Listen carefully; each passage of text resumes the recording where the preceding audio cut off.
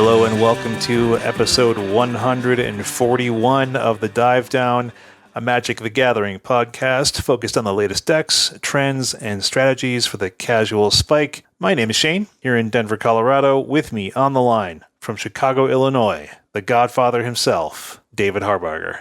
And thousands of people just went, click, I'll skip this week, because there's no Stan.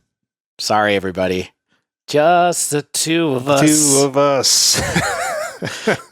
Dave, can you believe 141 Making episodes? Spoilers for Midnight Hunt. Just the two of us. I don't think either of us have ever been on an episode just us. This is very untrue. We've done it twice before, and every time we do it, you go, I don't think we've ever done this before. Did I sing the song? You refused to sing the song last time, which is why I'm singing it this time. It's my song Just now. the two of us. Okay. Doing Everybody gets spoilers it. with my friend. Okay, anyway. Thanks, Dave. Jeez. Reminder for everybody that Shane and I have known each other since we were 8 and 7 years old. Dave introduced me to Goblin Hubs. Mm-hmm. That was a big deal. Lifelong bond. Yeah. I've been sharing that with my nephew. I have like my brother got me the gigantic double volume, like complete set a year or two ago. And I will read it out loud to my 10-year-old nephew, and he finds it amusing. Yeah, I've been reading that to my son on and off too. He goes a little crazy after we read it because he's like, Spaceman Spiff, and starts running all over the place. And I'm like, dude, it's bedtime. You need to chill. Yeah. You can get him worked up. But kids these days, Dave, they don't know about going outside. They don't know about playing red wagons, throwing snowballs. Anyway, it's funny because my intro text here says, on this week's episode, we're going to stay focused. Been good so far. Yeah, it's great. There's not going to be a breakdown. That might be a lie. We're just going to do some cards. And honestly, it's not really a big deal because we got a lot of cards and not that many tournaments to really talk about. I might do a quick breakdown anyway because I've got a grid from mtgmeta.io in front of me. And when I have grids from mtgmeta.io in front of me, I got to read them. But yeah, it's really time for week 2 of our spoiler takes from Innistrad Midnight Hunt. And I think after a relatively tame week 1, there's a lot of cool cards, I think, to consider across a variety of formats. And I think just some interesting card design in general, whether or not they see play. I think it's kind of just cool to sort of assess why they may or may not see play in the formats that we talk about on this show. I mean, there's a bunch of cards I'm really excited to say that I'm interested in and for you to explain to me why I shouldn't be interested in them. So I'm looking forward to that. Yeah, that's my favorite thing to do. You know that. But before we get into all that, some housekeeping.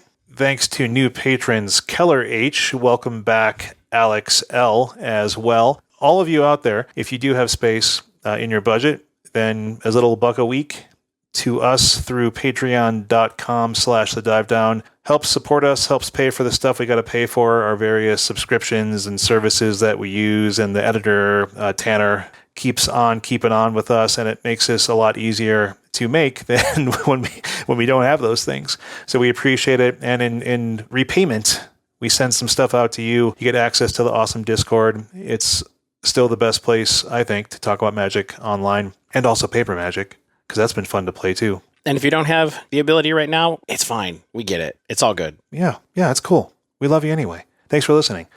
Tell a friend. If you can't do a Patreon, if you can't sign up or you don't want to sign up or whatever, tell one person this week about the Dive Down. Word of mouth. We got a new review from Law Dogging It. So thanks for that review. It's actually a really good review, so I appreciate it. And thanks, Law Dog. Yeah, thanks, Law Dog. Dave, tell us about that phrase always reminds me of Tombstone. You remember the movie Tombstone? Yeah, what do you want on your tombstone, Dave? Pepperoni and cheese? I like a Supreme. Supreme Tombstone. Like the olives? The mushrooms? Yeah, and sausage. Actually, I really just like onions and pepperoni. But anyway, we said we were going to stay focused. So last plug we have today is if you want to help us while playing Magic Online, you can check out Mana Traders. ManaTraders.com is the place that we rent our Magic cards for Magic Online when we're playing Modern. And if you want to check them out, you can use code THEDIVEDOWN2021, all one word, to get 15% off your first 2 weeks. 2 months, your first 2 months of rental service. So check out ManaTraders.com. Use our code. Help us out. That's like 4.5 times that length, Dave. All right. I said we're not going to have a breakdown. But you just can't help yourself, can you?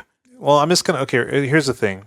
I feel bad. So I know some people really like the breakdown segment, right? Some people have messaged us or tweeted at us and say, hey, you keep me apprised of the meta. You keep me up to date at least a little bit. We try our best. So there was some historic tournament stuff that happened. There was the SCG satellites that fed into a 5K SCG Tour online championship qualifier. And there's a lot of people. There is a lot of decks. And so what I thought, and then the good people over at mtgmeta.io, that's their Twitter handle. It's mtgmeta.io. And much like MTG Data, they do some data collation off of MTG Melee and then spit out some cool charts about performances and matchups and things like that. And so I'm not going to get into the weeds on matchups, but what I am going to get into the weeds on, I think, is the popularity of the decks that were brought to these tournaments and the performance of some of these decks that were brought to the tournament. And so I'm just going to kind of read down in terms of performance and kind of give a general feeling on maybe this deck is better than it seems in terms of how many people are actually bringing this stuff. So let's start with it's basically, there were 8 of these. Yeah, how big are these tournaments? So there were 8 of these events. How many players does it look like were in each one? So so a total of like the popular decks adds up to at least 1,300, if not 1,400. And that's just the popular decks. So like Jeskai Control, for example, had 551 matches. So okay, that's a lie. There's not that many pilots, but I did see things ranging from from 75 to 125 per event. And so there were 8. Yeah, then there were 8 of these. So I would say we probably had at least 1,000 decks show up. Okay. So we'll start. I'm just going to start with performance, and so this is across the 8 qualifying events that got you into the championship qualifier. The best performing deck on the weekend was actually Selesnya Company. And I'm sure there are some new cards in this style of deck that I'm not familiar with. This might be some Selesnya Angel stuff. This might just be some classic, the stuff that we were playing a few months ago. Just good white and green beatdown style cards. That was about a 61% win rate. Orzhov Auras, 58. Abzan Humans, 58. Simic Merfolk, 57. So those were kind of the decks that they chose on this chart to give a Lightning Bolt. And I believe Lightning Bolt means performing well, and you should think about playing this style of deck. I will also note that these were 4 of the middling to least popular decks. There weren't a ton of Orzhov Auras matches, about 80 of those, about 80 Selesnya Company matches, 175 Simic Merfolk, 151 Abzan Humans. So not quite as popular as things like Jund Food at a 53% win rate across 390 matches. Or Jeskai Control with 551 matches, but only a 48% win rate across these 8 satellite events. And, we'll see what happens in the 5K in just a second. Mono White Humans is kind of dead center. It has about 150 matches at a 54% win rate. That's a deck that has been performing really well on Untapped data. People have been doing really well with Mono White Humans in best of 3. But then after that, we had this 5K event that the good performing decks across these satellites, they all fed into that and they came to play. And what's interesting here is we see Orzhov Auras running it back. So they were 58% across these satellites, and now they had a 60% win rate across in the 5K event, rather. The decks that they performed worse against are perhaps what you may have expected. Mono White Humans, it only had the single matchup against Selesnya Company, and it lost that, so that's, of course, not really valuable data. But behind that was Abzan Humans, so that was a 57.6% win rate deck in the satellites. It was a 57.1% win rate deck in the 5K. Jeskai Control, still the most popular deck in the field, 55%. Jund Food was also about equal in popularity at only a 52%. Same number of decks, it looks like to me. Oh, that was a 52% win rate? Yeah. Jund Food actually won the tournament, yeah. It looks like to me. I'm looking at the results, came in first place. Yeah, that's one of those decks I think that does well in the hands of players that are better than me. Sure. You know what I mean? Like, I think it's like all those mid-rangey style decks where all these small decisions add up. You know, me playing Gruul aggro is just like, okay, I've got like 2 key decisions to make. But I think in a deck like Jund Food, you have 15 perhaps key decisions across a match. You know what came in second in this tournament? Simic Merfolk. Yeah. I played around with this deck a little bit. I don't know if you remember, we had a patron episode a while back for one of the Mickey S's, and we played Merfolk, and I played Simic Merfolk in Historic, and this deck is looking pretty sweet right now.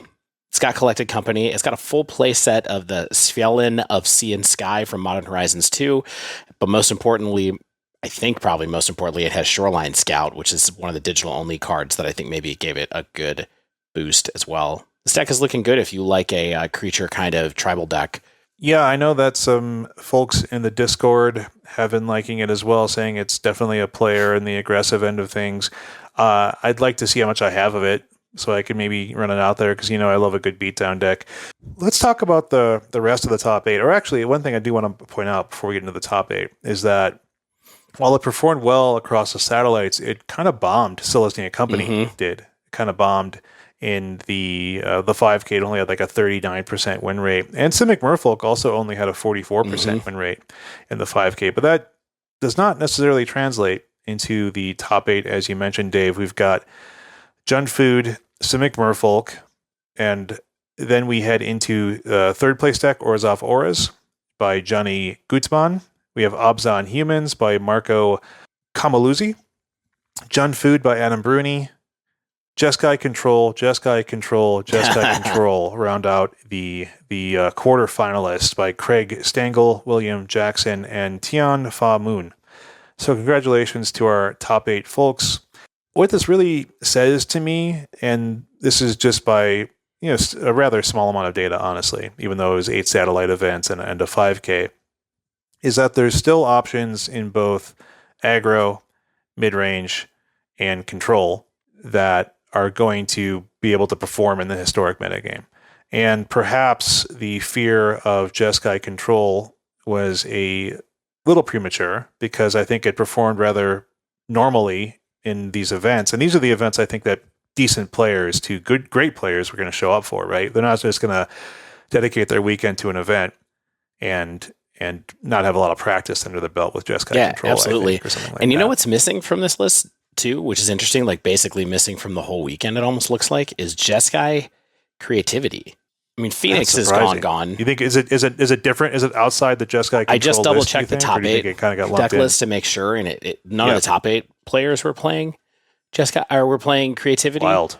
It says that there was only one entry into these things as a Jeskai creativity deck. Fascinating. And 2 is at Phoenix. So lots of cool stuff going on here. Yeah, and I think I like the fact that there's some old decks that get minor tweaks that still are performing, and there's new decks that are built around some of these new cards we have. Like we see, Simic Merfolk was not really a player in Historic before, and now it gets the opportunity with some of these new cards, these digital-only cards perhaps, to show up and make Merfolk players happy. So cool. That's the mini breakdown. I thought I just wanted to give people a heads up that these events happened. Take a look at the data on MTG Meta.io on their Twitter. Thanks for putting those charts together for us to talk about.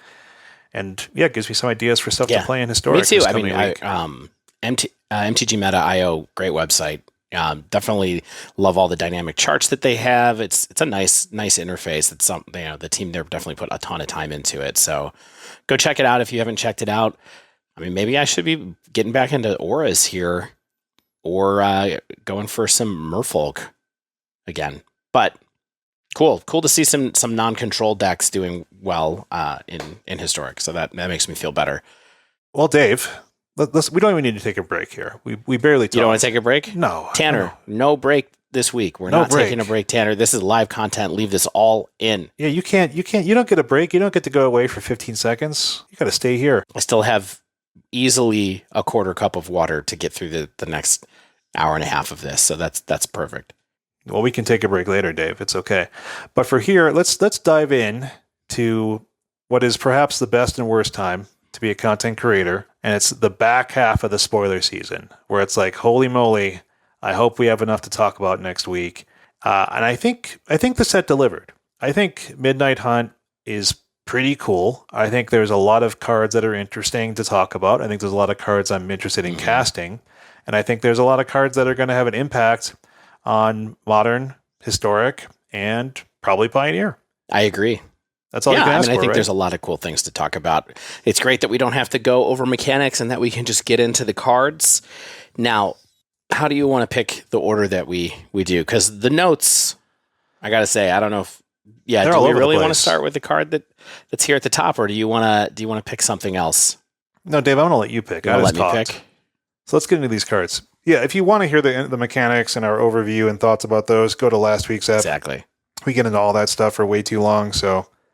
Let's see. What do I have that I would want to start with? You know what I want to start with? I want to start with a cycle of cards, because I actually think they were some of the most interesting cards that were spoiled in between last week's episode and this week's episode, and that is the Adversary Cycle at Mythic. So you know that they think that they're good. Yeah. And they're reasonably costed. In terms of their mana cost. So this is Bloodthirsty Adversary, Intrepid Adversary, Primal Adversary, Spectral Adversary, and Tainted Adversary. There's one in every color. They're also super tribal based. The red one's a vampire, the white one's a human, the green one's a wolf, the blue one's a spirit, the black one is a zombie, as you might expect. The thing that's super interesting about these is that they basically have multi-kicker, but it's not written as multi-kicker because it's not part of the cast. It is an enter the battlefield trigger that lets you pay a certain cost any number of times. And they all have abilities they all have something that happens based on the number of times you pay the kicker. Yeah, so let's talk about, I guess, one of the first interesting things I think about when I see this is that it's not part of the casting cost, like you said. So it handles counter spells in a very different way, right? Like you cast it for its mana value. If it resolves, it ETBs, and then you can pay stuff. So that does help get around some of the issues of something like that's a great point. I hadn't thought about that too much. Is that you get to hedge your bet a little bit, and if they counter it, then they just counter your 2 mana spell or your 3 mana spell. By the way, all of these are 2 CMC, except for the green one, Primal Adversary, is 3 CMC. So they are very cost friendly for their casting cost. I hadn't thought about that, Shane. You know, the big thing that I thought about with the fact that this was a comes into play trigger instead of part of the casting cost is that these trigger with alternate ways of getting these cards into play. So if you... Yeah, that's the most important thing, right? I guess we'll find out how important it really is, but these let you get the abilities when you bring them into play off of Aether Vial, which is what a lot of people have thought about. But what I also thought about with this was Collected Company. So being able to ladder up off of a Collected Company could be pretty cool too for some of these cards as well. As you get into the late game, you can company into these, and then if you have a little extra mana, you get to do the bonuses as well. Yeah. So which ones are most interesting to you? You know what? I think that why don't we go through each one, and I'll try to read them real quick. I think we have time. There's only 9 lines of text on each of these. Yeah, exactly. So we're going to skip over the whole multi-kicker thing, like the way it's actually worded. But so the one I want to start with is Bloodthirsty Adversary, which is the vampire. And it is a generic mana and a red for a 2/2 with haste. Like I said, it's a vampire. And it says when Bloodthirsty Adversary enters the battlefield, you may pay 2 generic red any number of times. When you pay this cost 1 or more times, put that many +1/+1 counters on Bloodthirsty Adversary. That's the other thing that I didn't mention is that all of these, actually 4 of these get bigger when you put the counters on them, and 1 of them doesn't. So it's a threat that scales up. Then you exile up to that many target instant and or sorcery cards with mana value 3 or less from your graveyard and copy them. You may cast any number of the copies without paying their mana costs. So the red one basically is like a modal Goblin Dark Dwellers. Sure. Which was a pretty solid card at different points in time in Standard and a little bit here and there in Pioneer. Never really made an impression in Modern other than as like a weird kind of value piece occasionally, and Modern's gone. You could do a few past. Weird combo things. Yeah. Like sometimes boom bust type stuff is what people used to do with it, with the old kind of like old rules there with split cards. But Bloodthirsty Adversary, I mean, what do you think of this one? Lets you recast stuff out of your graveyard. It's a scaling threat, and it has haste. Yeah, I mean, I guess I'll just answer this once, or I'll just sort of mention this once, and then I won't have to mention it for each one of them. And it's like, how am I getting these into the battlefield and still having mana up? And the real answer, in Modern at least, is Aether Vial. And, and when Spider Space is saying that Aether Vial is not very good, I don't think I'm going to be able to say that Aether Vial is good. And so it's like, if the foundation of these cards is, hey, I need to cheat it somehow for me to have enough mana to do something good, then it's like not my favorite thing in the world. Right. But however, I have to say, I think that the foundation of these cards is that they're sort of reasonable threats on their own that let you use extra mana later in the game if you want to. And I think that's a lot more powerful than I think people are maybe giving it credit for. I think it's hard to make any card that's a creature that doesn't do something guaranteed when it comes into play good and modern. You know what I mean? So we'll try to rank each one of these. But I do think that thinking of these as things that you must cheat into play is probably not the way to do it. I think that it's probably more so these are threats that scale that let you do cool stuff in the late game. I mean, they all have abilities. None of them are just straight up vanilla cards, which I think is helpful as well. I think it's important to then look at what the floor of these cards is, right? And I think Intrepid Adversary is the next one on this list. Well, what do you think about the Bloodthirsty one? Are we like it? Where do we think it might have a home? Here's the two in a red is a lot. Right. Here's the thing that's tricky to me about this is that most vampires are not multiple color decks, like as far as tribal synergies go. And the likelihood that you're going to have instants and sorceries in a tribal deck with vampires as a theme is not super high either.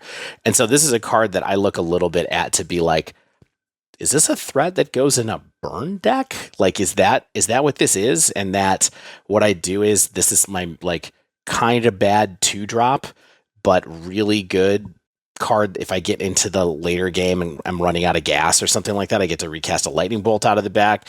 I don't think it rates in modern at all because the casting cost is way too restrictive there, but maybe it lends some steam to something else.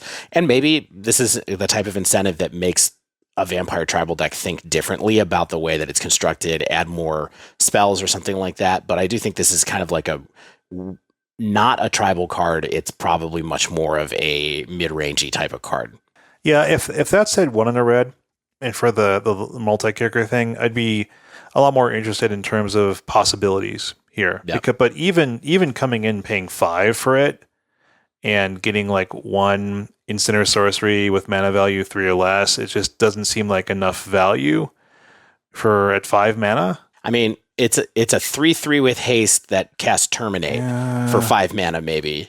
Like, sure. You know what I mean? Like, that's not too bad. I mean, and like you said, is like, like I kind of hinted at too, is what's the floor here is a 2/2 with haste, which isn't the worst thing in the universe. Right. So anyway, sure. Let's take a look Average. at the next one. Let's take a look at Intrepid Adversary. Generic in a white for 3/1. It's got lifelink. It's got all the counter language on it, except for this one does not get a +1/+1 every time that you put it on it. It gets Valor counters instead, so that's a little weird. But what this one What this one says is creatures you control get +1/+1 for each Valor counter on Intrepid Adversary. So for some reason they decided this one doesn't get to scale up. However, because of Thali as a tenant. Yeah. Because it would kind of like, it would sort of double dip. Oh yeah, it would do some huge stuff. Yeah. So yeah, you have to get these special Valor counters that I think this is probably the only card that references a Valor counter. Probably. It's probably itself.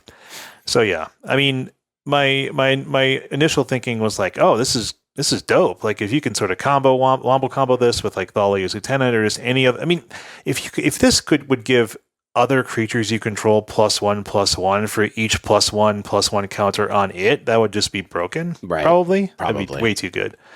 So yeah, I can think it has to kind of be this way. This is the kind of casting cost I think is reasonable enough, right?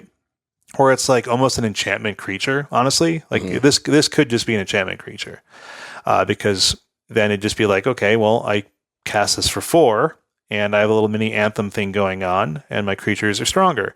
Or it's like I cast this for 6, like you said, late game. Like here's I have a bunch of mana, I'm clogging up the board. I eventually cast this for 6 because I got a bunch of mana out. My board gets huge and I alpha strike. Yeah. Like that's pretty reasonable as well. So yeah, I mean, I more look at this in something like the humans lists that are getting popular in historic than I do as a piece in modern humans, for example. There's just exactly. Modern humans is just so efficient, but you never know. I mean, maybe you want a couple of this in a deck like that. This is the type of set where I think it's possible that we get another one of those times where we get pressured to like make humans more simple or have a more simple humans build in Modern, you know what I mean? Where it's kind of like, well, maybe we don't need whatever. Maybe we don't need green, or maybe, we kind of like, because there's been Jeskai humans a couple of times. And so maybe this is one that pushes us to simplify it in that case. But, I think this card is really good, but I do think it's more historic than anything else. But it seems like a good piece for that deck. And this is one where it's like, if historic had Vile, then this would be just bonkers, because it's a kind of form it's just slower enough where it's like I could conceivably Vile this in with 4 mana and, just immediately get a couple counters and everything rather than wait till I have 6 mana. But that's not the world that we live in. Yeah. But I think it's definitely a cool piece of tech. It's a human. It has good stats, more or less, on its own. So it's got lifelink, which is helpful, against certain types of decks when you're racing. All right, let's look at the next one. Primal Adversary, 2 and a green for a 4/3 with trample. It's a wolf. And this one, the kicker is a generic and a green, and it also gets +1/+1 counters. And what happens is up to that many target lands you control become 3/3 wolf creatures with haste that are still lands. This one seems kind of good to me. Yeah, I mean, let's see. Imagine this. I mean, Nissa Who Shakes the World, still a card that is legal to play. She makes a lot of mana. Combo that with this card, perfectly fine. You have access to a bunch of green mana. Green is the color of ramp. It's the color that will typically have access to the most mana. And then you tap some mana, you pay for this thing, you put a bunch of counters on this thing, and then you get to untap. Then up to that many target lands, you don't get to untap them. Okay, no. That would be absurd. Yeah, it would be totally absurd. So it's still pretty decent. Yeah, you play this with some mana dorks and then drop a land, and maybe you get a 3/3 with haste somehow early in the game. I just think on rate, this one seems really powerful. Yeah. A 4/3 and a 3/3 that's still a land, just for 5 mana, that's pretty good. That's like 7 power and 6 toughness across 2 bodies for 5 mana. Why not? Yeah, and you don't have to do it if you don't want to.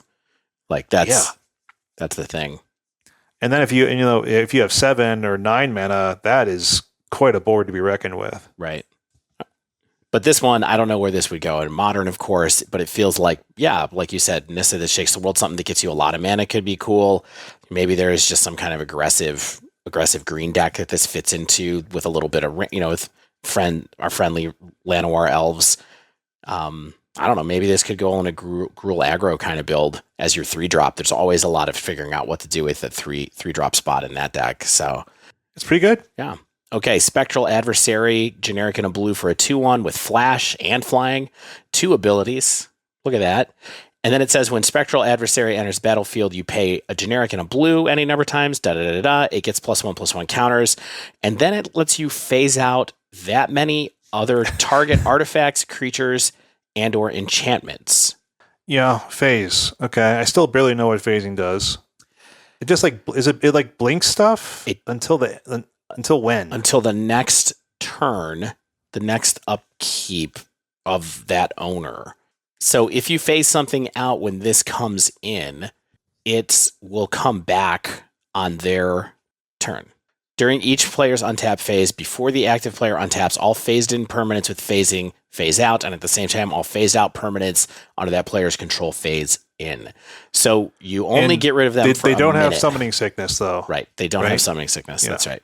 Yeah, so basically it's just like a blink to get some blockers out of the way, or maybe like a artifact that has you pinned down or something like that, enchantment. Yep. I mean, I think it's interesting in this Ensnaring Bridge. That's exactly the card that I was thinking about, because Spirits has, of course, no way to interact with those at all. But this one I really want to like, but I feel like it's not very good. I wish it was better. I just think there's a lot of other options for Spirits in basically every format. I don't know. I could be wrong. This could be something that is good in either Pioneer or Historic. I don't think that this is the type of thing that makes Modern Spirits relevant again at all. No. Yeah, it's just a lot of mana to do something. I mean, what's interesting about these is the later you can use them, the more the more utility they have, of course, right? Like you just dump a bunch of mana, Alpha Strike type thing. But when you compare this to, let's say, Intrepid Adversary, where it's sort of pumping your whole team rather than just getting stuff out of the way for a little bit, then it just seems a lot more useful on the Intrepid Adversary end of things than the Spectral Adversary end of things. Yeah, I mean, given that it has flash, you can flash this in on your opponent's turn and then phase out a couple of creatures that maybe they were going to attack with, and then they don't come back on your turn, and you can also crack back. So there's stuff you can do with timing to make this better without having to have the Aether Vial, but like, yeah, I don't know about these. All right, Dave, you read the other ones. Finish it off with Tainted. Yep, Tainted Adversary. This is a generic and a black. It's a 2/3 Death Touch zombie. And it says when Tainted Adversary enters battlefield, it's a generic and a black any number of times. When you pay this cost one or more times, put that many +1/+1 counters on it and create twice that many 2/2 black zombie creature tokens with Decayed. Yeah. Decayed. Yeah. That's the thing that makes the tokens a lot less useful. Yeah. They can't block, and once they attack, they go poof. Exactly.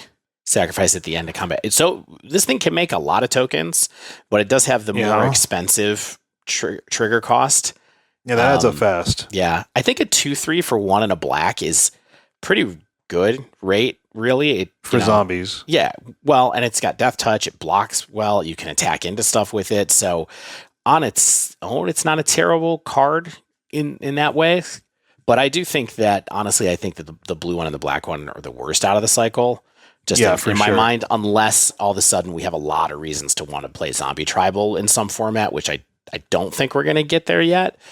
But I'm much more interested in the red, white, and green ones, personally. Yeah, like when you compare Tainted to Primal, it's like, man, they played it safe. Yeah. Where it's like, you pay 1 and a green any number of times, you get that many 3/3 wolf creatures with haste. You know what I mean? And this is like, hey, you get a 2/2 black zombie for 2 and a black, and it can't block, and when it attacks, it's dead. Yeah. So that's definitely, I definitely lean much more towards Primal Adversary than I do Tainted. You don't get one, you get 2 though. Remember, you get twice that many. Oh, twice tokens. that many. So actually, for 5 mana, you get you get 7 power. Actually, across 3 bodies for 5 mana. It's kind of similar to Primal Adversary in that way. Which, if you have a Lord out or something, it pumps them a lot. I'm not really trying to make this card sound better, but it is a little bit of an army in a can. So I don't know. This for 5 is pretty good, and on 2, it's fine. Right. So yeah, it's fine. Yeah, it's going to survive a lot more than Intrepid would. Like Intrepid is still a 3/1. Yeah, it can get hit with almost anything. A stiff breeze. Yeah, but I think Tainted's got a lot more of a body. Yeah, I think Intrepid is like a good later thing where you're going to try to Alpha Strike basically. But I think these cards are really cool design. I hope that some of them find a home. These were some of the most notable things to me, and clearly since they're mythic, I think Wizards thinks that they're pretty good too. So yeah, I think it's a cool cycle. I think they're fair and balanced, and they're cool. They're got a cool idea. And I like it. So all around, I think it's a cool cycle. Hopefully some of them see play. Yep. All right, Shane. So I picked 5 cards. So you have to pick the next 5 cards. Perfect. I'm on it. Let's start with Ghoulcaller's Harvest. Okay. Black and a green sorcery. Create X 2/2 black zombie creature tokens with Decayed. So we're back to those Decayed zombie tokens. Where X is half the number of creature cards in your graveyard rounded up. Has flashback. 3 black and a green, which lets you cast it from your graveyard. Then exile it. I think this is an interesting card. I think the reason that I'm even thinking about it at all is that the rate is good. Mm-hmm. If you can get some kind of synergy around it, black and a green is really good rate to make a good number of black zombie creature tokens with Decayed. Yeah. The issue is that the flashback is very safe. 3 black green. They do not want people using this twice quickly. Right. So I think you have to be able to get enough value the first time you cast it. I feel like the flashback is going to be win more potentially, but it also just lets you, the thing is that you're not blocking with your Decayed zombies. So it's not like you're creating this impenetrable wall of chump blockers to then get the flashback part of it. You have to have other things going on. And so you have to figure out where this card goes in, that being able to cast it for I don't know, like 3 or 4 decayed zombies is going to happen and make sense. Yeah. I mean, the thing that I think about with this is like, for modern anyway, I wonder a little bit if there's a way to like mill all of your deck or most of your deck, cast this early, and somehow give them haste for really cheap. Sure. You know, like, is there some kind of combo that we're going to miss with this one where maybe casting its flashback is a fallback, but you have a primary game plan where you really cast like, you know, you make 10 or 12 of these right away. Abzan Rally or something. Well, I'm more thinking like Belcher, you know, like with the Zendikar lands that have creatures on the front, and you just, you know, play them as a land if you need to, mill them away if you don't need them, and then kind of go from there. So that was the main thing that crossed my mind with this stuff. I guess those are lands on the front, creatures on the back, or vice versa. It's vice versa. There's spells or creatures on the front, and so that's right. Yeah, so that's why they work for something like Belcher. That's why Belcher works. Yeah, right, because you just go to your lands. So that's of course that's the thing that like mills you. So you're not necessarily, you can't really work it that way for this, but I feel like there's something missing as far as just making like a zillion zombies. Yeah. My temptation here is to be like, okay, is this like a sort of side plan, not a sideboard plan, but sort of an alternate game plan for like something like Dredge.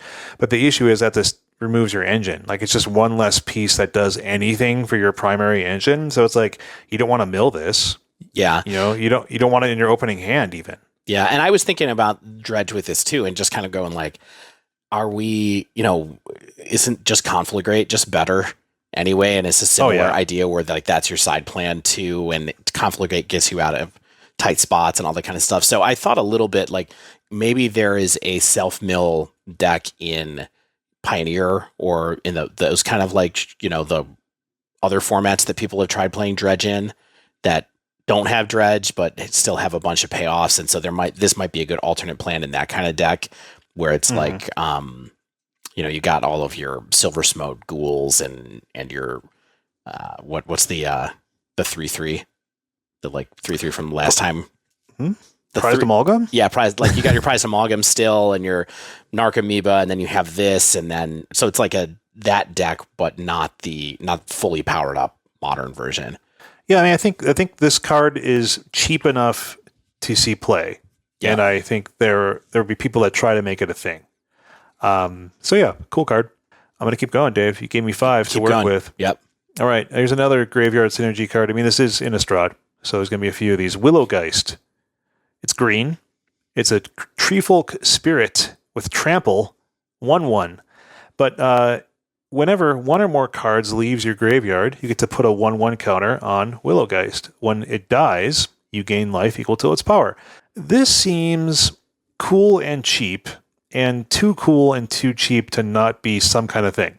Like a lot of cards are leaving graveyards all the time, especially in Modern.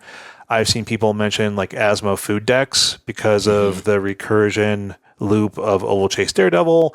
There's a lot of other loopy decks that we've seen many number of times where cheap stuff's coming out of the graveyard. As simple as just a Mishra's Bauble and a Lyris. I mean, this is not the kind of payoff you're really going for with that, but we do just see this type of thing happening more often than you may think you do. Yeah, I mean, and it's I think interesting. This thing can grow pretty big. It's interesting. I really read this originally as when it leaves your graveyard to go to exile is like the implicit thing that I was thinking about with this. But yeah, I mean, when you think about, just returning a card to your hand, maybe there's something there. It is kind of a bummer. Maybe it's not really a bummer that it is, it's only each trigger. It's not the number of cards that leave the graveyard. So if you were to do this with like a delve spell, like with Murktide or something, it's like a double delve. Yeah, it would be like, okay, this becomes a 5/5, and I cast my Murktide Regent at the same kind of. Not that I'm saying it would that go in seems that pretty deck, good, Dave. but that would be really, really good. So I think it's probably too much. But it's interesting. And then when it dies, you gain life equal to its power. It's a pretty cool, value thing. I don't know. Maybe this is something that grows in a situation like that. Yeah, it's pretty cool. I think this will do more than you initially think it does. Like I kind of overlooked it. I was like, well, this is going to be ridiculous. Like maybe this is something. And then, someone mentioned the Asmo food combo alone. And I was like, oh yeah, that does get That happens a lot. Like, you get a little chase there. Big pretty fast, too. Yeah, in the cards that make sense. In the colors that make sense. So yeah. I think that this will show up somewhere. I mean, even another thing that this could play with is the cat, Cauldron Familiar. Like, it could just, that's something that bounces back and forth between play all the time. It sure does. So. Yeah. All right. Sunset Revelry.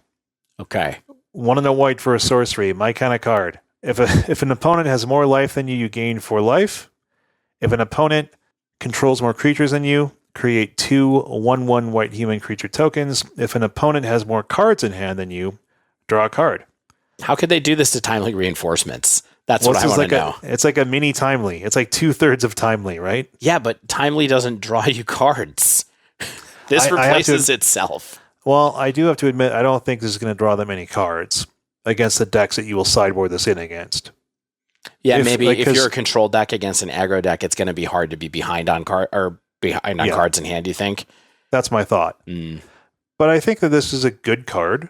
I think the third part, which may be perhaps the best part about it, that it can replace itself, is like the least easy to enable. But that just might be gravy. Like, the first 2 parts alone for 1 and a white are pretty good. You got to draw cards with it, though, because otherwise you would just play Timely Reinforcements. Well, Timely is 3. This is 2. Right. That's true. Also, I mean, is Timely in Historic? I think it's in Historic. Let me check. I think it is, quickly. right? Yeah. Let's do that thing you do where you type live on the air. Type. Timely Reinforcements is legal in Historic. It's not. I did not think it was in Pioneer. It's not in Pioneer.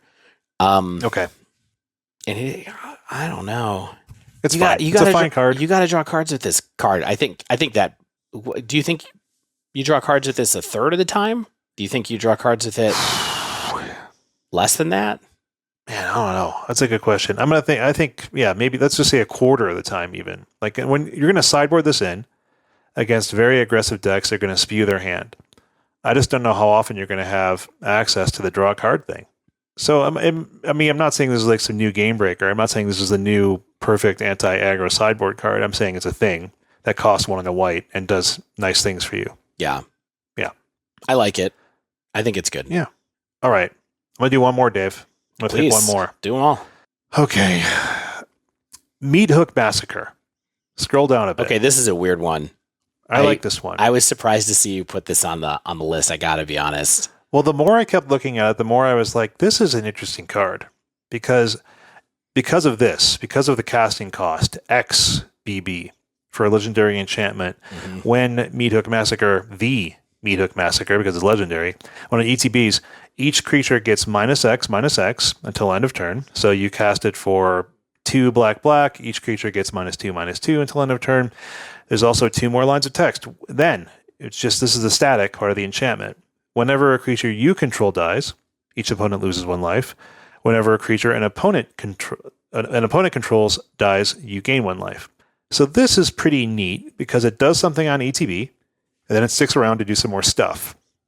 I'm not sure the rate is good enough for the wrathing type thing, but what I do find interesting is that it can be cast for X equals 0 for just black, and then it gives these sack engine decks a way to kill their opponent. You just have a permanent blood artist effect, basically.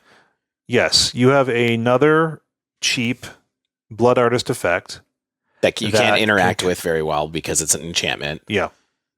So like it works with like Vesper Lark because it comes down on a turn when I don't think Vesper Lark needs to do anything else typically, and so I think that is a perfectly good way to do it. Also, well, here's a good question: if each creature gets -X, once Vesper Lark goes into the graveyard, it's not like a Davriel's Withering. If once it would not work for the combo instantly. So anyway, yeah. But in a tokeny kind of build, you could spend a bunch of time making tokens and then cast this for 1 BB, kill all your tokens, and do 10 damage to your opponent just like that. Like, it's cheap. It's pretty really interesting and cheap. Yeah, I feel like you're probably right that there's something to this card. Like, there's no enchantment even close to this cost in like the newer formats, that makes the opponent lose a life when you have a creature you control die, right? That can be cast for just 2 mana. I did not look into this, but I Probably, don't think so. Maybe a creature, but a non-creature permanent. I don't think anything like that exists. Turtle Power is saying that Bastion of Remembrance is the closest, which is 2 and a black. Right. And then whenever a creature you control dies, you get a true Blood Artist effect. Opponent loses a life, you gain a life. Yeah, but this wraths too. Yeah, it wraths. It's 1 cheaper.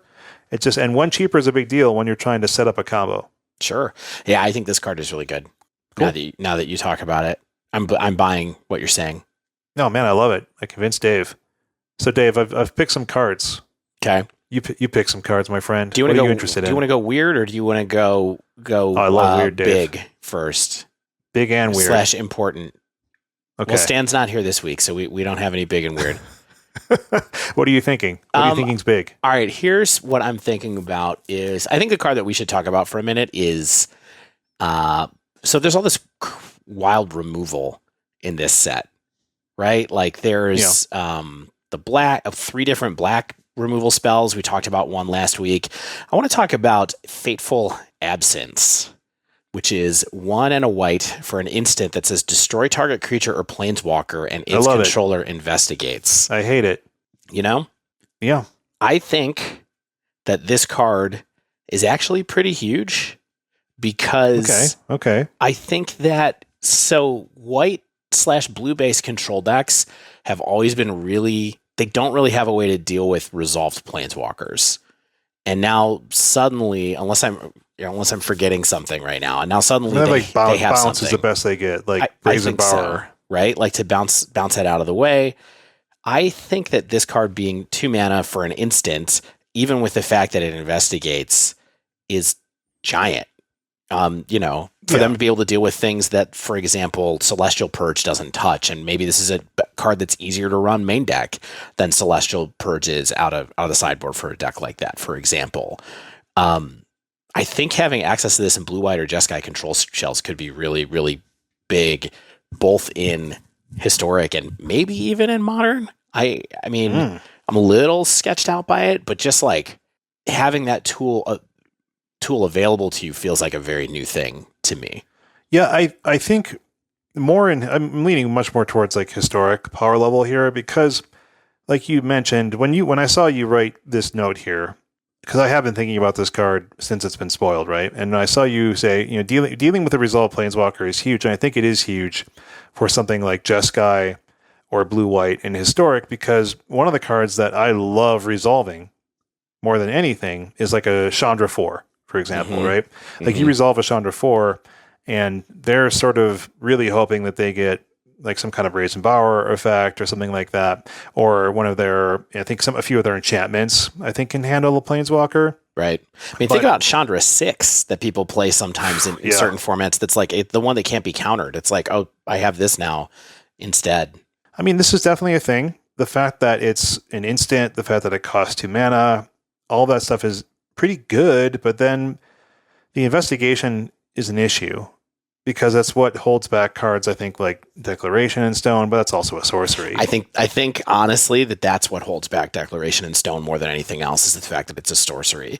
Also, I mean, I don't think that doesn't hit planeswalkers, does it? No, it only hits creatures. Yeah, I mean that's a big thing too. So. Yeah, it does that thing where it gets rid of multiples of creatures if you want to, which is occasionally handy, but it's never as good as you think it's going to be. I mean, it's good when it works, but it's not anything that's ever going to. It's rarely game breaking. Yeah, but I honestly think that Declaration has been held back for a long time because of the sorcery part of it. And this, this is an instant and it has planeswalkers too. I kind of feel like this. Now, the big problem with modern, of course, is that modern has prismatic ending.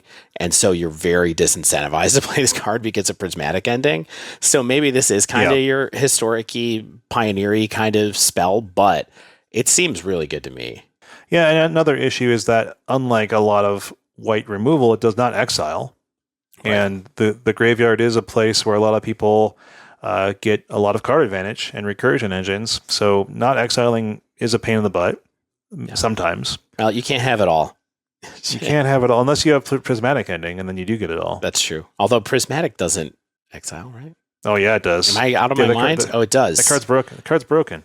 Amazing card. Why am I forgetting? Yeah, it sure does. Wow.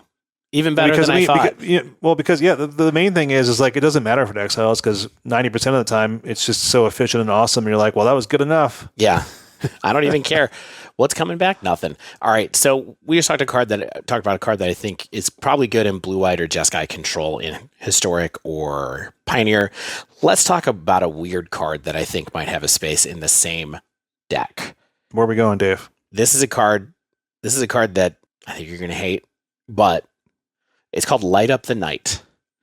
And it is... Light Up the Night! Yes. It is X and a red for a sorcery that says Light Up the Night deals X damage to any target. It deals X plus 1 damage instead if that target is a creature or planeswalker. So interestingly enough, it deals 1 damage for 1 mana if you want to do that. But the thing that I'm intrigued about with this is that it says flashback, 3 generic and a red, remove X loyalty counters from among planeswalkers you control. If you cast this spell this way, X can't be 0. You may cast this card, blah, blah, blah, blah, blah. So... Welcome to your terrible... what's the card you mentioned earlier? Conflagrate. Here's your bad Conflagrate. This is a bad Conflagrate. Especially if you were going to try to play it in Dredge, which of course you wouldn't do. But no. I do think that this card is probably super terrible, but in a deck like Jeskai Control and Historic, where they have a bunch of planeswalkers and you get Teferi out, you get Teferi up to 7 loyalty, you get Narset out who you can't plus, but maybe you're sitting there with Narset for a while. You have planeswalkers in that deck. Is there any chance that this deck, this is like good fodder to discard to something like Faithful Mending, if you were going to play Faithful Mending in that deck, or to discard it's Planeswalker Fling, Dave. Yeah. It is kind of Planeswalker Fling, but it's flashback Planeswalker Fling. That's what I'm saying, yeah. Planeswalker Fling that you can cast from your graveyard at some point. Yeah.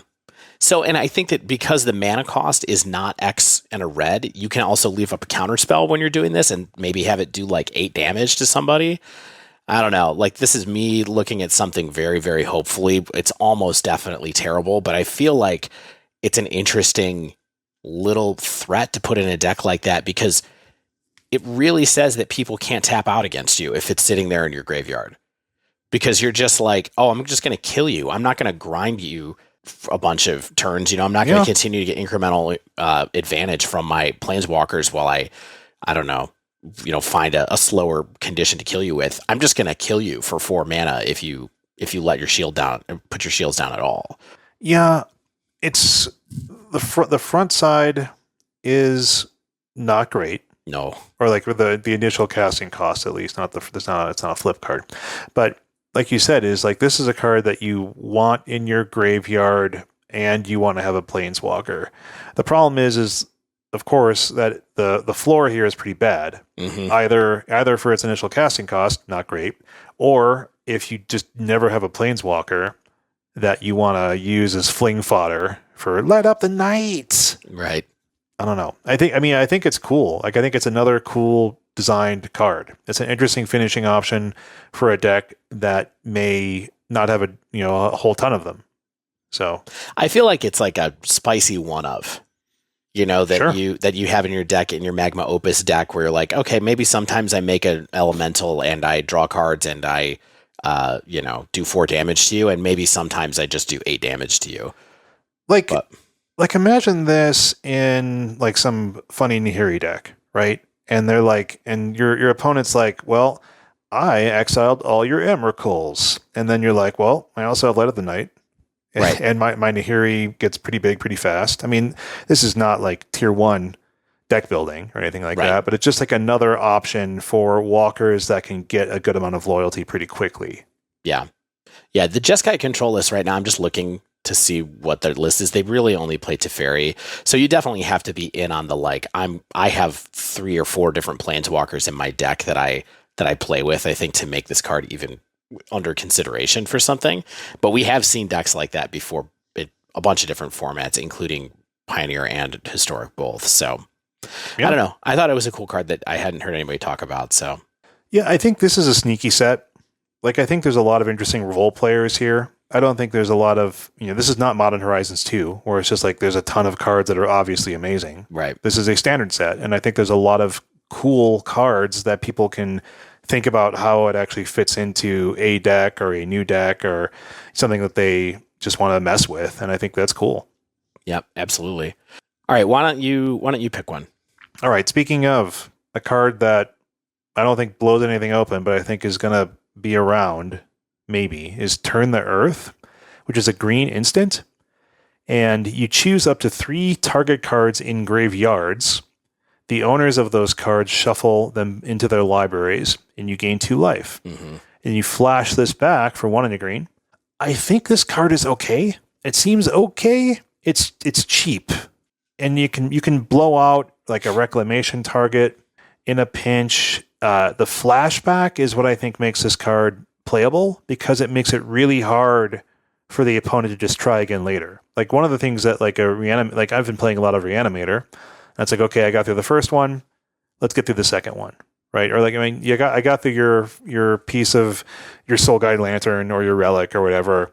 And my deck is designed to do this again. So I'll just do this again. Yep. If someone casts Turn the Earth, if someone sideboards in Turn the Earth against me, and then they just sort of sit on this in their graveyard, it's like, well, poop, this is a lot. Like I need to figure out how I'm gonna get around this thing. Like what's my sideboard plan to not have to use my graveyard look like? Yeah. So Mickey Turtle Power just put in the chat that a reminder about a card called Memory's Journey from the original Innistrad. That is target player shuffles up to 3 target cards from their graveyard into their library, flashback green, which is really close to this card. Costs 1 in the blue. To go on the flip side, but the flashback's more expensive and Memory's Journey is the other way around. Yeah, and this is all green. Yep. So it gives, certain color combinations or mono green. It gives them the option to just say, hey, I have some instant speed graveyard protection. You can even target your own stuff if you so choose. Mm-hmm. Like one of the issues, I mean, this is of course not going to be something that is going to go into mono green Tron sideboards immediately, but let's just say you had a 30 card sideboard. This protects you against something like Surgical on your Urza's Tower or something like that. It's just the kind of thing where you can protect your own stuff, you can target your opponent's stuff. It's flexible, it's cheap, it's 1 color. It's pretty easy to use. Yeah. I kind of feel like this is just like a zillion times worse than Cling to Dust when I'm thinking about like instant speed graveyard hate, just because the upside from Cling to Dust is so good, like being able to draw a card. But oh yeah, I might be wrong here. This is green. Yeah, it's green. It is green. I mean, it's like the kind of thing like what Loam Shaman did, but right. This is the instant speed green spell. That's true. All right, yeah, maybe it's a tool in the fight to either destroy a graveyard or protect a graveyard. It's just a thing. Yep. It's a thing that I think is worth considering because it's so cheap and has flashback, so it does it twice. Yep, that totally makes sense. All right, so I have a card that I think is just a thing. Yeah.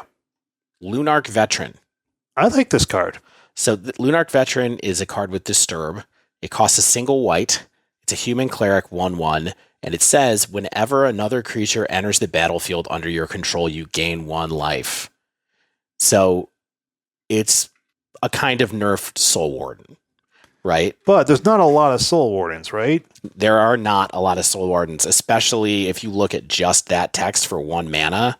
It's very, very few. There's a green Soul Warden in Modern. There's a white Soul Warden in Modern. Then there's some other two mana ones. So this one being a single mana is actually pretty big, I think. Now, I don't think that there's any kind of Soul Sisteries kind of thing going on with this, to like bring that back in Modern. But I do think as far as a piece goes for Historic, there's a life gain deck in Historic that's super popular. And I think that having between 5 and 8 Soul Wardens is probably a thing that would be good in either Angels or this deck, or in the life gain deck, maybe more so in the life gain deck. But I do think there's some space in Angels to get another kind of turn 1 play like this. Yeah, rule of 8, man. If I could play Llanowar Elves and Elvish Mystic, I'd do it. Yeah, and the other thing is, this is the only 1 mana 1 in Pioneer that I could find when I was doing Scryfall research. Oh yeah, because Soul Warden is a historic anthology thing, right? It's a historic and modern card. It is not a Pioneer card. And so if you wanted to try to build Angels in Pioneer, and felt like you were missing out on that turn 1 play, you now have this to be able to make it a bit closer to the historic deck that's really pretty good. And lots of people I know have done well with Selesnya Angels a number of times, and you get that much closer to be able to do it and do it well in Pioneer now too. So like you said, rule of 8 in a couple of formats that we didn't have access to 8, and maybe in Modern, there's some reason you would want to be able to have 8 of these in a white deck, but I think that the days of that type of deck are well gone in Modern, but you got 8 of them now if you want them. I didn't even read the flip side of this. The flip side of the card is, if you pay a generic and a white for Disturb, you get a 1/1 flyer that says whenever another creature you control leaves the battlefield, you gain 1 life. That doesn't seem as useful, but maybe you want the backside for some reason, or maybe it's just worth it to have a 1/1 flyer at that point. But the front side of this card, I think, is pretty big. Yeah, and what's the Disturb cost is cheap too. It's just like, hey, why not? It's like it's a free extra piece of a flying creature that could be buffed by other things. It's a perfectly fine card, I think, as a 1/1 for 1 that has a Soul Warden effect. So that alone, this deck is eternally played on Arena. Yeah. People have played white based life gain decks as long as I've been playing the dang software. So they love it. It's a good entry level deck. This is a common, I think it could be helpful for sure. Yeah. There's so many spells and creatures in this format that are just efficiently costed, and that makes them interesting. And Dave, one of the ones I'm going to mention right here is only a single blue mana. Okay. I love cards that are single blue mana. But it's even better than this, okay? I'm gonna read the text and then I'll give you the card name. It's a human wizard. It's a 1/1. And at the beginning of your so far. At the beginning of your upkeep, it can be an Is It Wizards. At the beginning of your upkeep, look at the top card of your library. You may reveal that card. If it's an instant or sorcery, you transform Delver of Secrets, and it becomes Insectile Aberration, which is a flying human insect 3/2. Okay, but Delver is now legal in Pioneer. It's now legal in Historic. We've never really seen Delver be amazing in Modern, at least for the past 6 years. Yeah, I'm unsure he's going to be amazing in these formats either. It seems like the cantrips are the issue, because it's Ponder and Preordain that I think part of the reason to make Delver so good, right? Well, you only play one of them.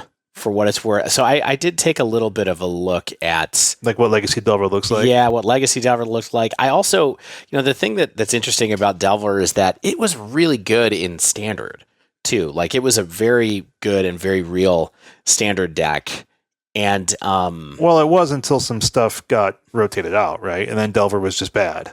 Yeah, I think that's fair too. Well, and also, but that was mostly towards the end of when it was there. I believe. It had its day in the sun. Yeah. The interesting thing is, if you take a look at the so the Legacy Delver is one thing. People are super interested in it. Legacy has powerful cantrips. It has Force of Will and stuff like that. And it's going to be pitched to Force of Will, importantly, as well. Yeah. I wanted to take a look at the Standard one because I was like, what made the Standard deck good? And so here's what was in the Standard deck. For Delver, so this is I pulled this list just so everybody knows, from a flashback gauntlet that was hosted on Magic Online, covering September 2011 to August 2013. So 2 years when Innistrad was legal. Man, whenever this stuff happens, I look at just what a different world. I know. Of cards. So Delver of Secrets was in it. Was a 4 of. There were 2 Invisible Stalkers. If you remember, that's a hexproof, can't be blocked card. That's 2 CMC for a 1/1. It's a human. There were 4 Snapcaster Mage, 4 Geist of Saint Traft, and 4 Dungeon Geists in this deck. Ponder was also legal in Standard at the time, so there was Ponder. Thought Scour was legal at the time, so there was Thought Scour, Vapor Snag, Gut Shot, Mutagenic Growth. Those were 3 Gut Shots, 1 Mutagenic Growth, Mana Leak, and Rune Chanter's Pike. So it was blue-white Delver, essentially, was what these decks were. It's interesting. I feel like you could get to a deck that is quite a bit like this deck in Historic. I mean, this is only 20 instant sorceries. Yep. It's not that impressive. if you put this together with Consider instead of Thought Scour and something else instead, I don't know if we're still running an Opt, like some of the stuff that's popular in, the Dragon's Rage Channeler decks right now. I feel like you could just add this to that deck and have it potentially work in Historic as like a cool tempo deck. I mean, you can play Memory Lapse instead of Mana Leak, which is pretty good too. You don't get the free spells, of course, but I don't know. I feel like there's some space there. I feel like there's some space for it also maybe to be good in Pioneer, but the spells are quite a bit less powerful. Efficient. Well, except for the fact that Pioneer has Treasure Cruise. And so, you get to do like Treasure Cruise Delver, which of course was something that totally broke totally broke Modern at one point in time. So I feel like adding Delver to those two formats actually could be pretty cool and fun and be really different from what's happened to Delver in Modern, as long as we don't try to make it into a Legacy deck. And, the Legacy deck kind of looks a lot like what the other decks look like. It's just way better spells. So what do you think? I don't know. I mean, I'm just like the least qualified person to evaluate Delver and what makes Delver good. I think the most interesting thing about Delver is, to me, in terms of just like seat of the pants evaluation, is we have had a history of pretty decent blue-based tempo decks on Arena, and Delver is a really good one because it just fits into the style of deck that is. It fits into the number of instants and sorceries that this deck is going to have access to. I mean, that's going to play and have access to. And then beyond that, we have our Izzet decks. We have the addition of the Historic Horizons cards, like you said, of like DRC and other like hyper efficient Izzet-y type things. So I think that much like Death Shadow, people seem to never ever want to stop casting Delver of Secrets when they can. Mm-hmm. So I'm sure that I will see a Delver of Secrets, and then I'll cast Stomp on it, and then I'll go on with your stomped. It'll be like literally like stepping on a bug. So maybe you're just casting Unholy Heat on it though, since that has some play too these days. I mean, I think I'm excited to play around with this on Arena. Like that could be cool. Yeah, it's a cool card. Another one I'm glad they brought it back. People were expecting for a little bit more in terms of the Mara was dropping hints on like, hey, a much loved card out of Innistrad's coming back, and it was like Snapcaster, Liliana. No, you get your uncommon Delver. Well, that seems like a good card to put into a standard set, though. Honestly, especially when you look at the other cards that were in that Delver deck in standard. Like, look at all the modern stalwarts that were in that list. Oh yeah, it's bonkers. That was a very powerful time. Absolutely. What do you got for me, Dave? Let's see. What's a card that I like? All right, let's do a weird one. I mean, they're all weird. This is Innistrad. All right, the one that I wanted to talk about is Secrets of the Key. It's an instant. It costs a single blue. We'll just stick with single blue cards. Yeah. And all it says is investigate. Okay. And then it says, if the spell was cast from a graveyard, investigate twice instead. And has flashback, 3 generic, and a blue. I'm glad it has flashback. Otherwise, that'd been pretty bad. Yeah. Yeah, it's just draw a card, but pay 2 extra mana to draw a card. The only reason I wanted to mention this card is that I feel like this card fits pretty well into the Jeskai creativity decks that are popular in Historic, or at least were popular in Historic. We'll see what happens after this weekend. But and the reason is that it's a super cheap way that is not a hit off of creativity to make an artifact token, which is the better token, I think, to get in those Jeskai creativity decks than getting the dwarf off of the Dwarven Mine, basically.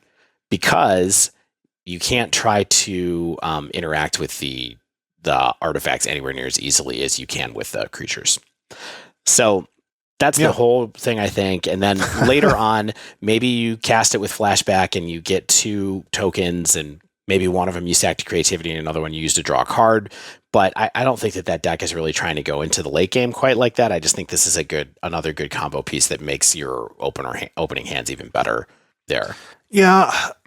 The thing that confuses me about the deck, and I think perhaps the reason that they play that Crab Vestigate card is because the crab is an 0-3, right? Like, couldn't they just play Thraben Inspector and they would get 2 pieces of cardboard? No, once again, Thraben Inspector is a hit off of creativity, so you can't play, you can't do that. Thank you, Dave. Yeah, okay. No problem. So, yeah, so I think that this sort of is not as good for the deck, of course, but it's just another piece of tech that it's like, okay, it's 1 mana, so it's worth considering. But the floor that the deck incorporates right now, at least what I would consider the floor, is the Crab Vestigate spell, right? Where it's like, okay, I get an 0-3 and I get a piece of cardboard that I get to sacrifice later for 1 mana. This gets me, so that's 2 things. This is, or it gets you like 1 thing for 0 mana in that deck. You get the land drop from Dwarven Mind comes into play, right? This is 1 thing for 1 mana, but potentially for 3 and a blue, you get another thing. So it's like, is this efficient enough for what this deck is trying to do? Is it worth the card in the deck? I'm not sure because I have 0 reps with this deck. But like you said, it's something that doesn't hit off of creativity and therefore makes a piece of cardboard for an instant blue mana. Yeah. So, and here's a few cards that you could consider cutting, because I don't think there's another card that's an instant that puts an artifact into play like this one that's available. So it's new, and it's that rule of 8 thing with hard evidence. So a couple of cards that you might consider cutting if you wanted to play a more all-in combo version of this, you might consider cutting. I mean, again, I'm not an expert with this deck either, but the deck runs Fire Prophecy right now. Like, maybe you just want to run another thing that puts a token into play instead. It runs, Lightning Helix is a very good card, but maybe you decide you don't really want removal in this deck anymore, and you'd rather just have something that helps you get to your combo instead. And so maybe you cut Lightning Helix. Maybe, it runs Anger of the Gods in the main right now. Maybe you just put those in the sideboard. So I do think that there's some space in this deck. Like, the deck runs 2 Search for His content. Like, that's great for value. It does help you dig. It helps you get to creativity if you need to later. Is that fast enough? Can you go faster if you do it this way? I don't know. Yeah. Dave, I've got one more single blue mana. Okay, and this is probably bad. It's also an instant. It's Otherworldly Gaze. Yeah. It's a blue instant. Look at the top 3 cards of your library. Put any number of them into your graveyard. Put the rest back on top of your library in any order. Shane, that sounds amazing. Oh, it doesn't say draw a card. Yeah. But you also get the flashes back for 1 in the blue, which lets you, of course, cast it again. It just doesn't have the 3 magic words, right? It doesn't have draw a card. It doesn't have win the game either. That seems like a lot to ask, though. It's very close to a card. In my mind, it's very close to a card that already exists that was sort of formative for me in understanding that experience, which is Tygim's Scheming, which is from Cons. And lets you, it's a generic and a blue, it lets you look at 5 cards and put as many of those as you would like into your graveyard. So the idea there was that it would help you fuel Delve, basically. Yeah. Sultai spell. Yeah, Sultai spell. And it was bad. It was really bad. And it doesn't do anything. The reason is it doesn't do anything. And so I think even giving this flashback, even making this 1 mana, I just don't think that this is a card that you want. How to keep a desert mage busy. Yeah. Yeah, that is kind of what this is. Unfortunately, I think this single blue card is a no-go. Yeah, it just doesn't draw a card. And also, like, I've actually seen people say, like, does this dredge? And it's like, no.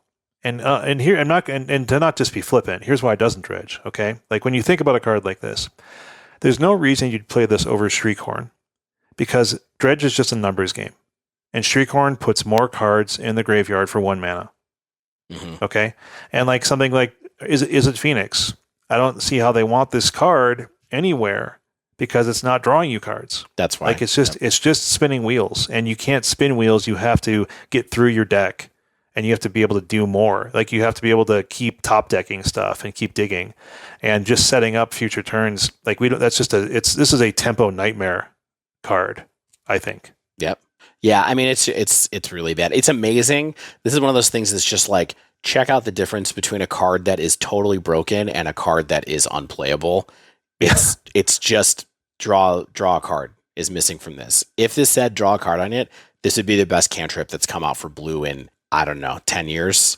Yeah, like probably. a flashbackable, like preordained style card. Yeah, exactly. That also fuels your graveyard. It would be unreal good. But yeah, like this, you just can't do it.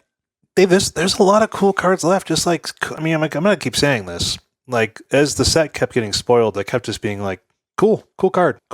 Malevolent Hermit is a cool card. It's also blue, weirdly. One in the blue. Yes. For a human wizard. Again, it's another wizard that's blue. For your Is It Wizard deck, Dave.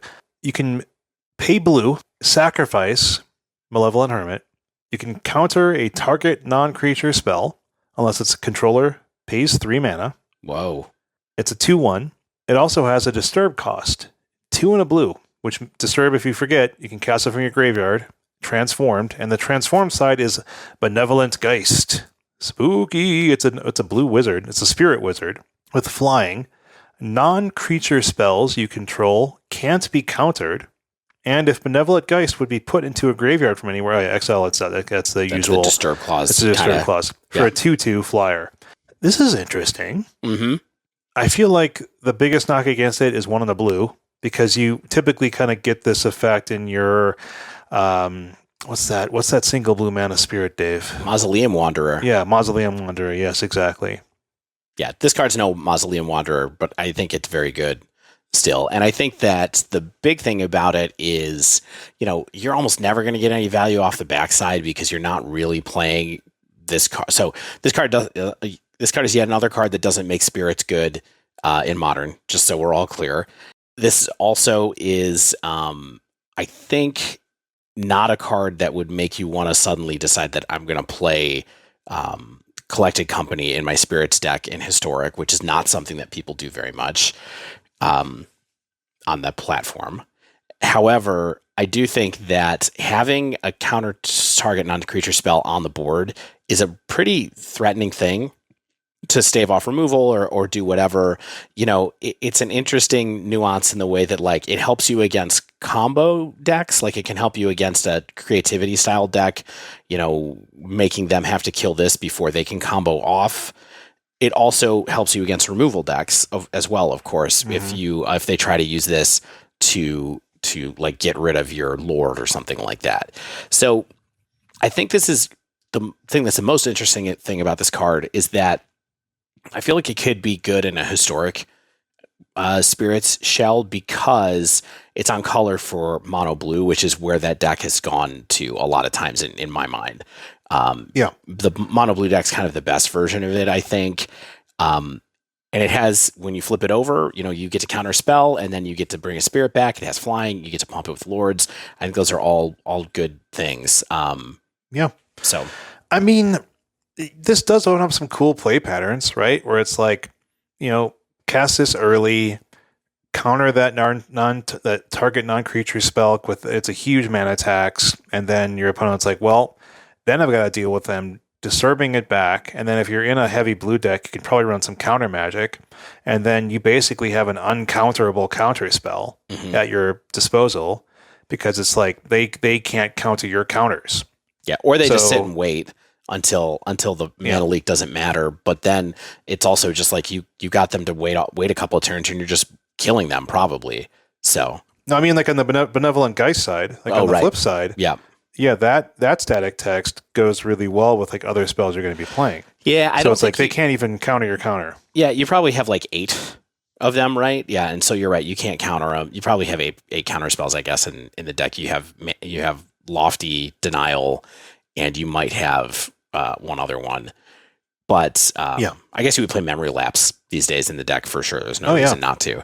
So maybe you would have enough to make it so that you win counter battles all the time. But I do think that's just annoying. Yeah. I think this is a really cool card that will be good in a deck that is like very medium right now. What's funny, Dave, is I thought that was one of my cards. That was actually one of your cards. It was. And so you read one of mine. Read the one above it, Dave. Well, I'm actually going to read another Spirit. Because I think that what we should do is talk about the other card that is not going to bring spirits back to Modern either, which is Patrician Geist, 2 generic and a blue for a Spirit Knight flying. Other spirits you control get +1/+1. Spells you cast from your graveyard cost 1 less to cast. Hey, We just looked at one that would interact with this. And Combo. it's a 2/2 flyer. So obviously, again, this card doesn't rate in a world where we have Diregraph Captain or whatever. Well, that's not what it's called. What's the hexproof lord called? Drogskull Captain, yeah.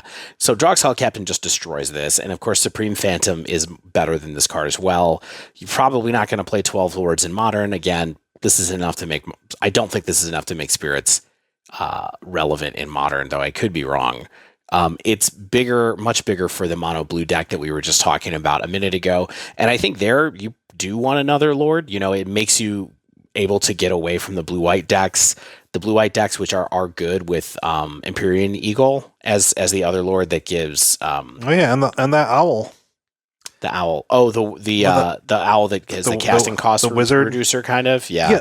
Dave, I want to go back. I want to go back to that episode and remind people that I was high on that card, and everyone was like, "That card's bad," and I was like, "Nope." And then it has turned out to be very good. It has stuck around and been good. So trust me, it has been pretty good.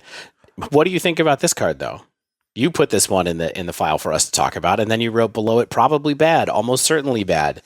Why'd you put it in here? Revealing my hand. I mean, here's the thing. Spells you cast from your graveyard cost 1 less to cast is pretty cool. The problem is you have to have the spells to do so. So it's looking at the whole file, looking at what you have available to you, and what could go into a deck like this that would make it worthwhile. And then the Lord effect is cool. I mean, maybe it's not as bad as I think. And, you know, it's another piece of tech that I think goes into this whole thing. I do love it with the card we talked about, just before. I do love it with Malevolent Hermit. I think that's a cool little combo. Is it going to be tier 1? No. I mean, you never know what's going to take a tempo deck like that and put it over the edge. It could just line up really well at some point. You know, there's lots of moments where decks like this suddenly get good. Flying is one of the best abilities still, and having a bunch of lords that make flyers bigger is really good. It's just like it's not totally new because we have Empyrean Eagle, which has been doing a good kind of impression of the 3-mana lord that you would want in these decks. And so making it single color, I think, is helpful. The other abilities, mostly trinket text. So we'll see. Yeah. I mean, tempo is just a game of small edges, right? It's just like tempo is 1 mana here, 1 mana there, one instant speed interaction, 1 half turn, 1 thing you do on your opponent's end step. And maybe that 1 mana from the graveyard cost is enough. Who knows? We'll see. Yeah, I'm just doing a double check to see if there are any other lords hanging out, and I don't think there are other ones that are in this casting cost consideration. Hanging out down like the Spirits Bar. Yeah. So good. Suspicious Stowaway. This is the card I thought I was talking about. Okay, right. This is the one in the blue human rogue werewolf. It cannot be blocked. It's roguish. Right. Whenever it deals combat damage to a player, you draw a card, then discard a card. So you get a loot. Werefolk Looter. Werefolk Looter. Okay. Yeah. It has Daybound, so it's the new werewolf thing. It's a 1/1. So you get your own little sort of blighted agent type thing that loots. The flip side is Seafaring Werewolf is green. It cannot be blocked either. Whenever it deals combat damage to a player, you draw a card. You don't discard a card. This is the weirdest flavor for a card ever. Why is that? Oh, it's a werewolf on a boat. I'm on a the boat, backside. Dave. It's very specific. Oh, werewolf on a boat. Yeah. You like that? That was really bad. That was good. So that's my MO. Everybody knows Warren Zevon, so they were very excited for that callback. Sure. Where do you think this card might go? Where do you think it might go? Doesn't matter. Doesn't matter. This is okay. Hold on. So we have a friend, a Chicago friend. I'm not even going to put him on blast here, but he loves drawing cards. All right, and like we have this sort of in joke. That's me though. We have this. Well, yeah, you're right. Okay, we have another friend. He loves drawing cards with rogues. Okay, and the joke that I have made with him is just like, well, you're drawing cards, but you're not winning the game. He's like, Shane, I'm drawing cards. This is all I need to do. I mean, that's how I feel too. So this is a card that will draw cards, and it could be in any kind of it could be in a deck that's pumping things. I mean, werewolf is going to be a thing, and this is a werewolf that draws cards. So why not? especially if, like, as it gets to the Nightbound side, which will be a thing that werewolves are trying to do. And so, yeah, it's a good rate. I always never know what to think about, like, card flipping stuff, because it seems annoyingly hard to control, in my experience at least, but my experience is not deep. Yeah. I think this card is great in limited. That's what I think about this card. And that I don't think it rates for historic for anything unless we're making it bigger, or rates for constructed for me. But I think I will love playing this card in draft the couple of times that I do Innistrad draft. It's going to go into rogues. It's going to go into rogues. Mark my words. It's going to go into rogues. I mean, this is a rogue. And then rogues is going to have to try. The front side is a rogue. The back side is not a rogue. Keep that in mind. Oh, no. Why isn't it roguish anymore? I guess it's not secret. Exactly. It's not. It's an overt werewolf. Yeah, so no hiding anymore. I do think there's another werewolf that you called out that is pretty interesting, though. Can I read it to please. you? Yes. Outland Liberator for a generic and a green. Creature, cool human, werewolf. 1 generic, sacrifice Outland Liberator, destroy target artifact or enchantment. That's the daybound side, and then it's a 2/2.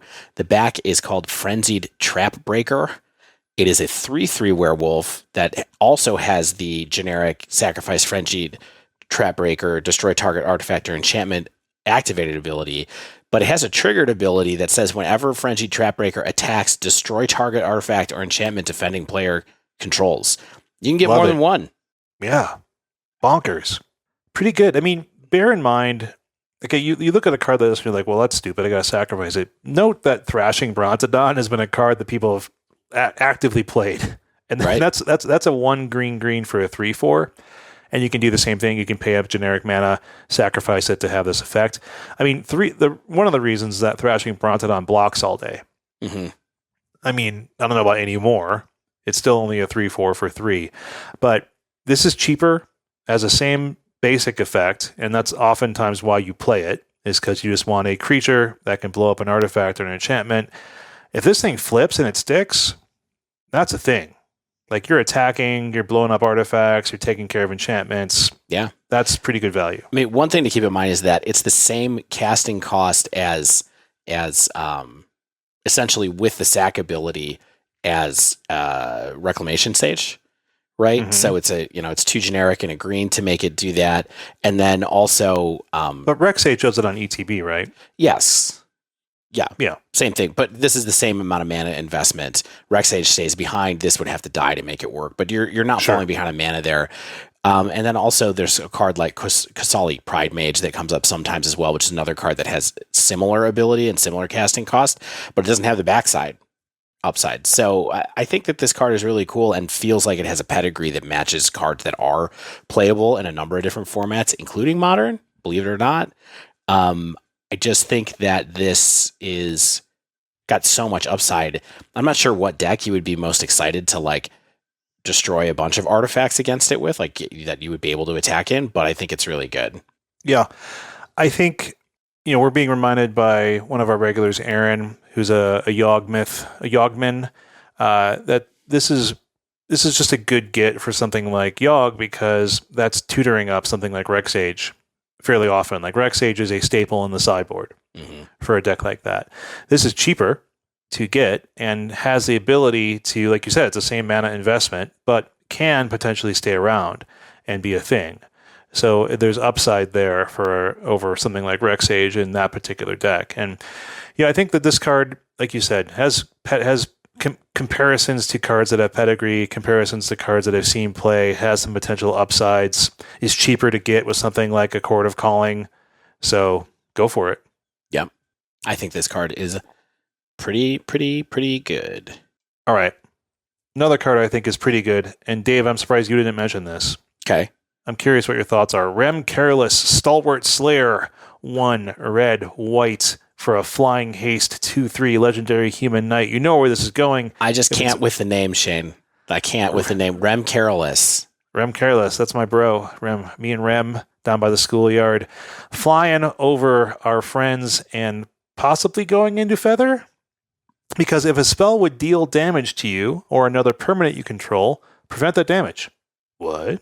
If a spell would deal damage to an opponent or a permanent an opponent controls, it deals that much +1. That sounds okay, right? I mean, that's pretty good. Like, what there's spells that is it Reckless Rage that does like 2 to one of your creatures and 4 to an opponent's creature or something like that? Like, I mean, that's what the what? Peas and carrots right there. It's interesting that, I hadn't really thought about it in this context. It's so funny that it makes the damage not happen from that card. And then also the way the second trigger is written out, it also would make the damage not happen as well in that sense. So, I mean, making Reckless Rage into something that does 5 is pretty cool. Yeah, I don't know. I just haven't thought about Feather in a really long time. The 3 slot is something that's probably kind of medium, but the fact that this has haste and flying probably means it's a good target for some of the other stuff that you want to do in that deck. Also, I mean, I guess that because of its claws, you could just cast Reckless Rage on this anyway, but I was going to say it having 3 toughness is big to be able to cast Reckless Rage on it, but it doesn't even matter once you get this card down. If a spell would deal damage to you or another permanent you control, prevent that damage. That is some wild text for 3 mana. Yeah, I agree with that. That's pretty good. I mean, it does not protect itself. That would be busted. Yeah. But there's a lot of ways to, in a deck that plays something like God's Willing or something like that, then sure, you more just power. protect it. Yeah, absolutely. Yeah, and you can't kill it with burn to another permanent. Oh, you can kill it with burn. Yeah, that's what you just said. If it prevented itself, whoo-wee. Yeah, exactly. So, yeah, I mean, as long as you have your God's Willing up or ways to pump its toughness at instant speed, then you really have a lot of ways to keep damage-based spells from being a thing at all. Yeah, maybe. I mean, I guess Feather is still a thing that pops up sometimes in Historic. It's not something that, or in Pioneer, it's not something that pops up too much in Historic. But that card's cool. Yeah, I like it. I like that it has haste. Another cool card. One card that I thought was interesting to go a different way is a vampire. Weird. And it's called Slaughter Specialist. It specializes in slaughter. Yeah, I like people who specialize. And it is a generic and a black for a vampire warrior that says when Slaughter Specialist enters the battlefield, each opponent creates a 1/1 white human creature token. And then it says whenever a creature an opponent controls dies, put a +1/+1 counter on Slaughter Specialist. And that's all it is. It's just a big beater. That's all it needs to be. Yeah, this I agree with that. This is a body. I mean, like, what? You think you mentioned Gifted Aetherborn. Mm-hmm. And that's a 2/3 with lifelink and death touch, which is part of the reason it's so good. But I think what's really killer about that is the 3 toughness. Right. And this has that as well. And Yep. it can grow. Yep. And it's 2 mana. Yeah, and the card that I was really looking at, honestly, if you think about the 2 CMC threats that are in a lot of the Historic Vamps decks, is Dusk Legion Zealot, which I'm not sure if I know drawing a card is nice when you play this, but like, why not just play the bigger card? Just play an actual threat instead of something that's trying to cantrip you through your deck. It hits hard, it's a good rate, and the token is basically meaningless. Like a 1/1 token, like who cares? It keeps them from hitting you one time. You're probably playing this with other cards that are going to attack you anyway. There's usually at least 59 of them. Yeah. I mean, the big thing here too, well, not the big thing, but a big thing is Gifted Aetherborn stresses your mana. Yeah. And vampires want to be in like at least Rakdos, right? So this is only 1 in the black. Yeah, I mean, maybe they want to be in Rakdos now, but most of the lists that you see in Historic are mono black. Yeah. I mean, I think this lets you go into other colors a lot more easily because you're not like, I've got to play Gifted Aetherborn. That's a double black spell on 2. And this is just less stress on your mana. It's better stat line. It's pretty good. Yeah. I mean, it's super vanilla in a lot of ways. Like Gifted Aetherborn getting 2 abilities is pretty good. So I could see, I don't know, a mix. It just seems like this card hits, and not too many people have a 3/3 for 1 and a black. Yeah. For 2 mana.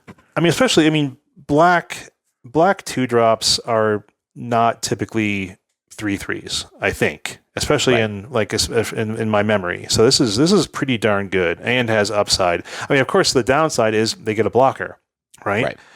But then there's the potential upside where it's like, I also get a removal spell target that makes it into a 4/4. Right. Sweet. Exactly. So I think this card could be good for that. Yeah, I like it. Yet another cool card. In our list of more cool cards, let's go into another efficient beater in Adeline Resplendent Cathar. She's a 1 white for a legendary human knight.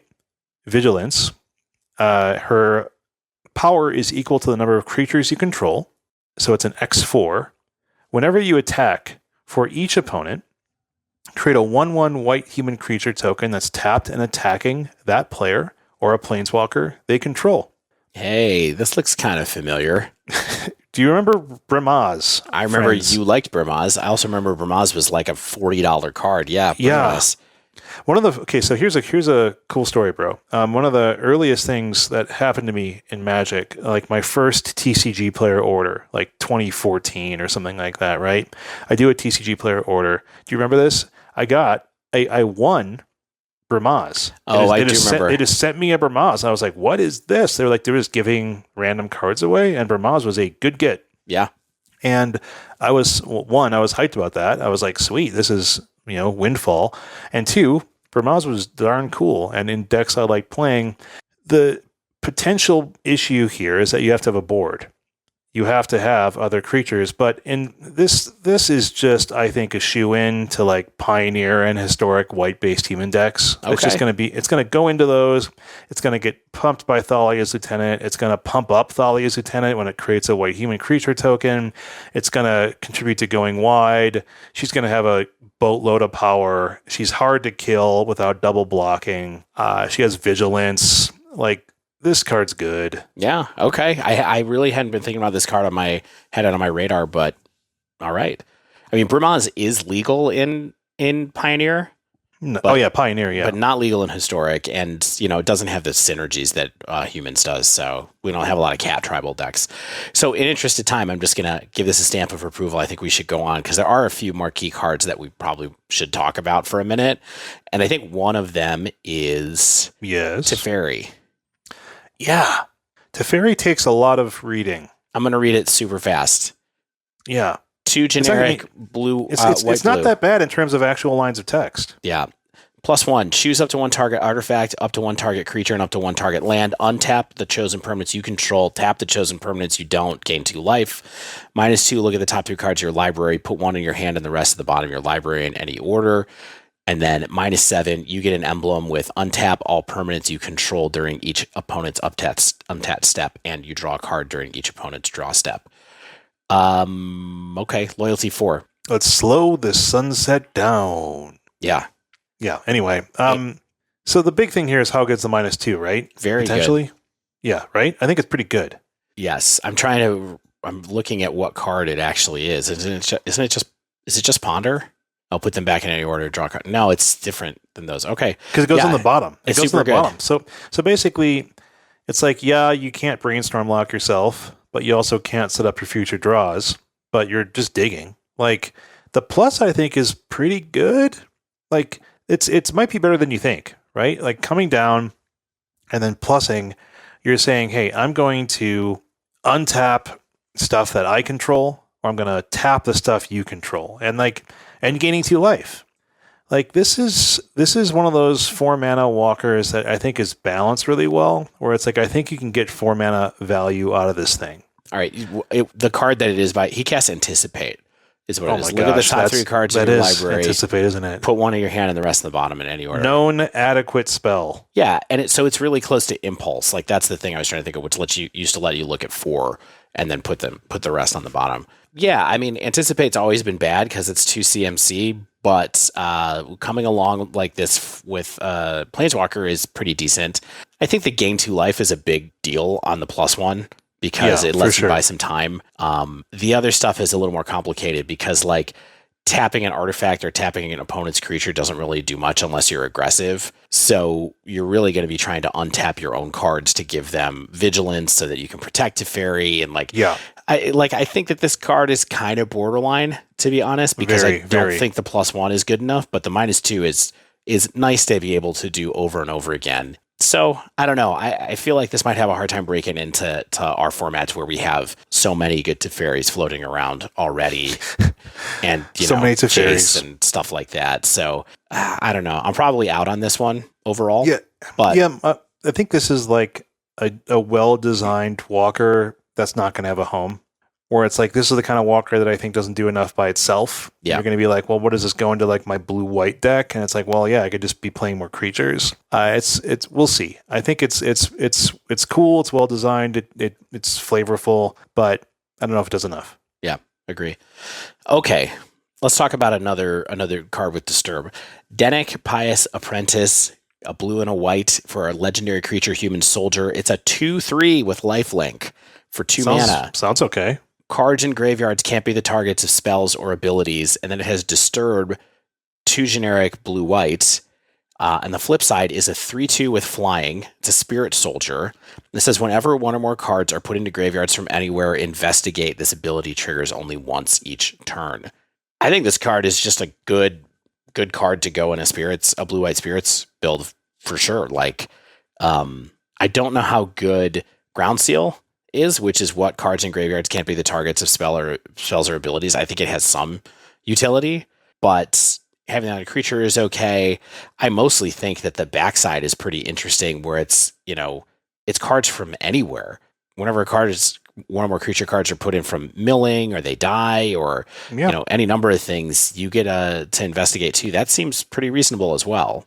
Yeah, I mean, it's like you said, I think the value of the cards in graveyards can't be targets of spells or abilities is, I think, more marginal than you think it is, because, not you in particular, Dave, but one may think, because there's just a lot of stuff where graveyards don't need to be targeted. Right. Like stuff's just like a triggered ability coming back out of the graveyard or something like that. I mean, there of course are many that say like, hey, I wish I could target this card, but Dennick is making this a pain, but then they just kill Dennick. Right. I mean, that they eliminate it or whatever, and then they go about their way. But yeah, I mean, it's sweet. Dennick, I mean, the flip side, the Pious Apparition, his spooky spirit end, perfectly cool. 3/2, perfectly cool. I mean, the Disturb cost is a little expensive. Right. 2 blue-white. I mean, not exactly hyper efficient, but I think overall this card is doing enough to sniff playability. I agree with that. Sniff it. One more card that I think is sniffing playability, as we like to say around here, is the Mean Bishop, which is the Mean Bishop. He's corrupted. He's called Jerren, Corrupted Bishop. He is a 2/3 for 2 generic and a black. It's a legendary creature, human cleric, and it says whenever a Jerren Corrupted Bishop enters the battlefield or another non-token human you control dies, you lose 1 life and create a 1/1 human creature token. 2 generic target human you control gains lifelink until the end of the turn. At the beginning of your end step, if you have exactly 13 life, you may pay 4 black if you do transform him. And then on the back, it turns into Ormondal, which is... You don't need to read this. Yeah. Flying Trample, lifelink, sacrifice a creature, draw a card, 6/6. Yeah. I mean, I will say that friend of the pod, Michael Rapp, I believe, put this on their list of top 5 cards for Modern. Wow. I think, and I think that, I mean, I'm tired of saying good for humans when humans is like continually sort of just been on the margins of Modern for a surprisingly long time. But this is a pretty nice piece of value. I think the lifelink is nice. I think, I mean, flipping off of this like life trigger is kind of hilarious, but I don't know if just the value of Jerren at 2 and a black in the already crowded 3-drop spot in humans is enough to make it a thing. But I mean, there are other formats besides Modern. Yeah, I think that from my mind, this looked like a historic-y kind of grindy humans plan, which felt like it maybe matches up with where humans goes in that format a little bit more. Maybe it goes in Abzan. This is a hit off of Coco, so that can be helpful. I don't know. This seemed like a pretty good card, especially with how popular humans is starting to get in historic. Cool. I'll be very curious to see if this makes waves in Modern, because I can't imagine what shell that makes sense, because I don't know if Michael would be talking about humans. Maybe he is. It's interesting. Yeah, he seems like he likes it. It's just a value 3-drop. He thinks it's probably the best value 3-drop they have access to, so maybe it does more than I think. But it's just like Modern Humans is not very good right now, or at least it's not well regarded enough to see a lot of play. But all right, Dave, I have one fast one and then one that I'd like to pick your brain on. So the fast one is Cathartic Pyre. It's a 1 in the red instant. You get to choose one of these 2 modes. It deals 3 damage to target creature or planeswalker, or you get to discard up to 2 cards, and then draw that many cards. I think this is a good card.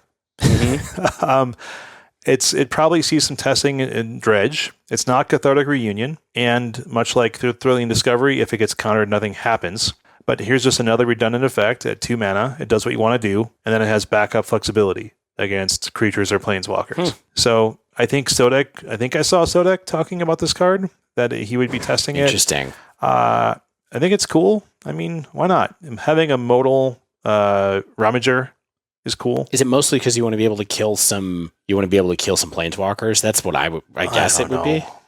I mean, even getting rid of a blocker can be the difference. I guess that's between true. a game. I mean, I guess this is kind of like, it's probably better later almost for that mode than having the creature interaction earlier. So, okay, I could see that. What's the more complicated one that you were interested in? Memory Deluge. Yeah, this card's bad. Okay, you think it's bad? Yeah, so I'll read it. It's 2 generic blue instant. Look at the top X cards of your library, where X is the amount of mana you spent to cast this spell. Put 2 of them in your hand and the rest of the bottom of your library in a random order. And then flashback is 5 blue. So you get to dig through time on the second one, but you have to pay 7 for it. And the first one is 2 blue. Look at the top X cards and keep 2 cards. Look at 4 and keep 2 for an instant. I mean, maybe saying it's bad is like a little bit over the top, but I do think that, I guess that this card immediately replaces any deck where you were playing Glimmer of Genius or something like that, because looking at the top 4 and picking 2 is just better than scry 2, draw 2. It's better than any of those kind of 4 mana, hieroglyphic illumination. I think it's better than any of those cards probably. So maybe this does get a little bit of marginal play just because of the upside. Isn't this the thing? Yeah. Isn't this the thing people are like comparing like fact or fiction? Yeah, I think so.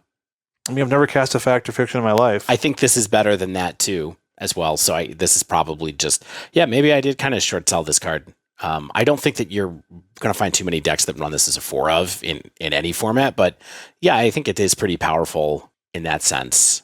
It's a pretty good 4 mana instant draw card, draw 2. Yeah, I know Spike likes it. I mean, especially in reclamation decks, which are still somehow a thing and legal. And I know Todd Anderson just says it's ludicrous. Yeah. So, I mean, I think people are comparing it to like gifts, which seems bonkers to me. Gifts is a combo piece though, so it's that's tougher. Right? Mostly a combo piece. So yeah, all right. I'm revising. I think that card's gonna definitely see play in but in what shell is the question, and what card is that gonna be good? But that's a really good 4 mana card. I mean, we'll see. I mean, a card like that is completely beyond my ken. I will never cast that card. I will never own that card. If I opened that card, I would trade it to somebody at the LGS. You're going to send it to me in an envelope? Yeah. Dave, we have a few minutes. Yep.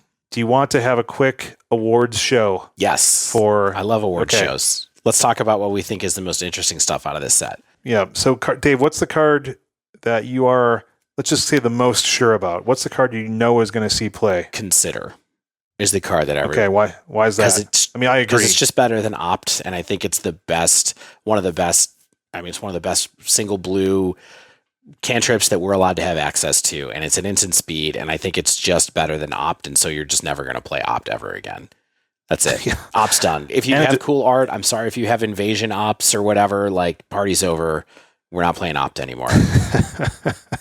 Yeah, it's a great card. It also really works with what a lot of good modern decks are doing right now. So it's just like such a sure thing for me.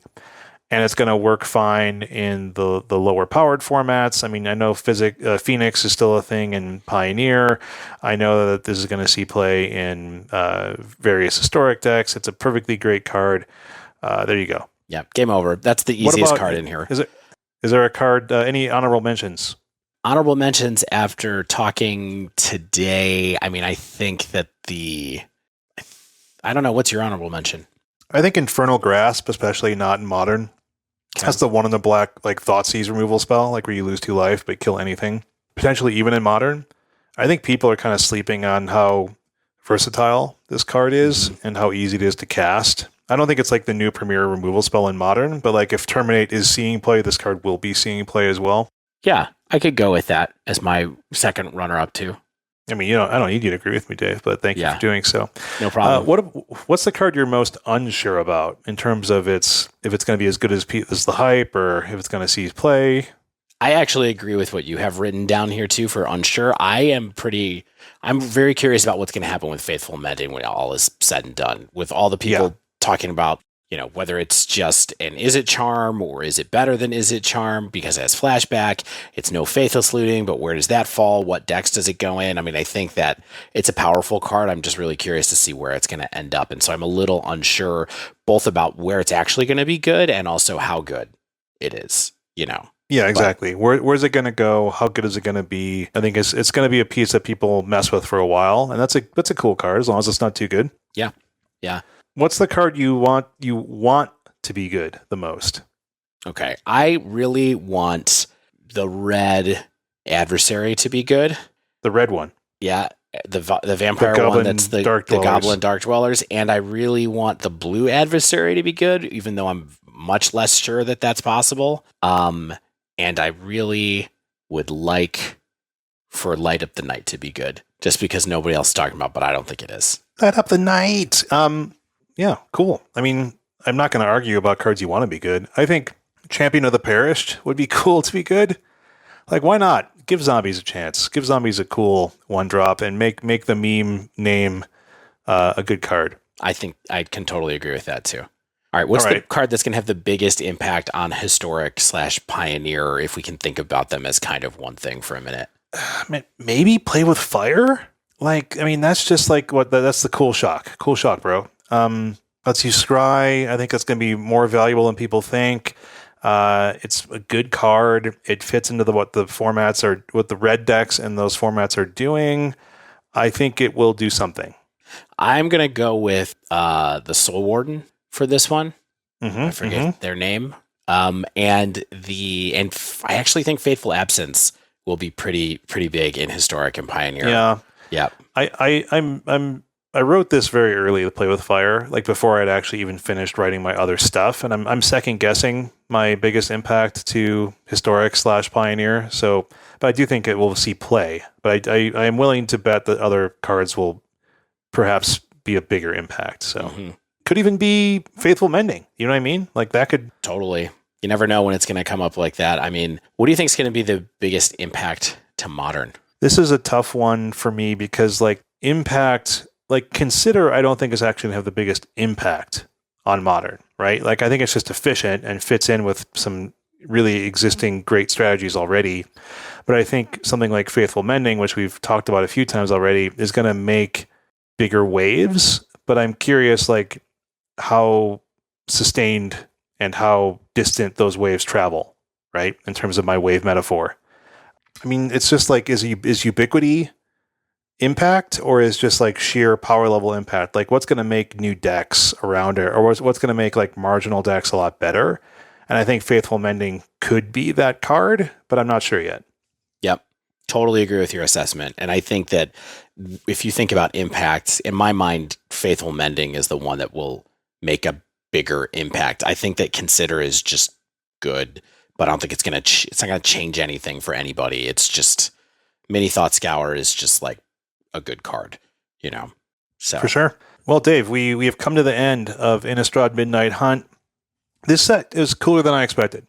There was a lot of cards that we had to talk about. We fit a lot of cards in, and I think they're all interesting. I think they're all going to have some kind of play, and nothing seems busted to me, besides potentially Faithful Mending. But even that, does that seem really busted? I don't know. We'll find out. I think overall, well-balanced set, well-designed set, good flavor. I think the limited, I know a lot of people are excited to play.